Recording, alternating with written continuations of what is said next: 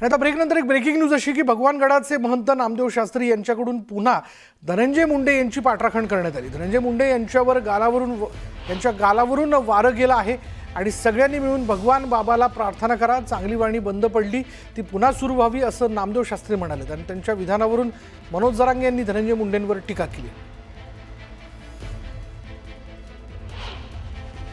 आता कशावर तोंडावरून मारं गेलंय का अंगावून गेलंय का कायवून गेलंय का आम्हाला काय त्याशी देणं घेणं नाही, कशावरून गेलं आणि काय गेलंय काय प्रश्न बी नाही, मी त्याच्यावर बोलत बी नाही। आपण काय एखाद्यावर नाही थुकायचं म्हणलं का थुकतच नसतं, गरजच नाही। कारण ज्याने आपले माणसंच मारू टाकले, त्याने आपल्या माणसाचेच खुणा केले, त्यांनी दयामायच केली नाही की त्याचं संतोष भाईचं कुटुंब किती उघड्यावर पडत, त्या लेकरा बाळांचा त्या संतोष भैया देशमुखांच्या किती हेडलाइन्स प्रायोजक राजयोग पेंट्स, आनंद तुमचा रंग आमचा।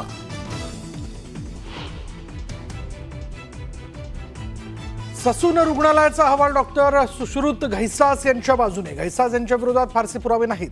मणिपाल, सूर्या रुग्णालय आणि इंदिरा IVF वर अहवालातून ठपका।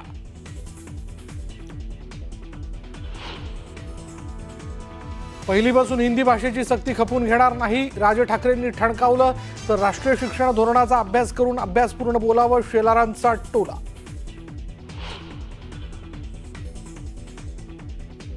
घाटकोपरमध्ये पुन्हा उफाळला मराठी गुजराती वाद।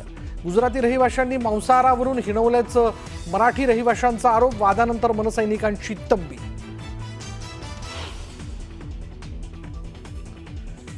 नाशिकमधील हिंसाचार प्रकरणी 1,500 जणांवर गुन्हा दाखल।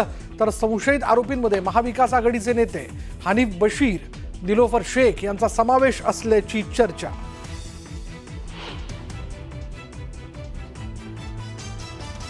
भाजप खासदार मेधा कुलकर्णींना अटक करा, नॅशनल कॉन्फरन्स फॉर मायनॉरिटीची मागणी। मेधा कुलकर्णींनी मशिदीत घुसून गोंधळ घातल्याचा आरोप।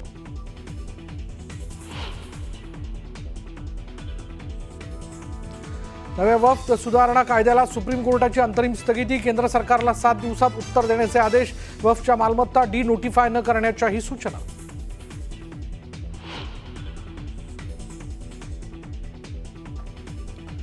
दुकान बंद करेन पण माझ्या शिवसेनेची काँग्रेस होऊ देणार नाही। उपमुख्यमंत्री शिंदेंनी बाळासाहेबांचा व्हिडिओ दाखवत ठाकरेंना लगावला टोला।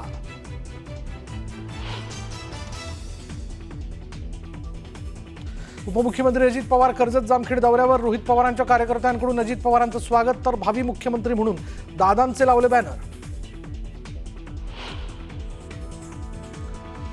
त्र्यंबकेश्वर ज्योतिर्लिंग मंदिरात VIP दर्शन तिकिटांचा काळा बाजार। 600 रुपयांचा दर्शन पास 2,000 विकल्याची माहिती। फसवणुकीचा गुन्हा दाखल। राज्यसेवा मुख्य परीक्षा अखेर पुढे ढकलली। आंदोलक परीक्षार्थींच्या मागणीला यश। मुख्य परीक्षा आता 26, 27 आणि 28 मे रोजी होणार।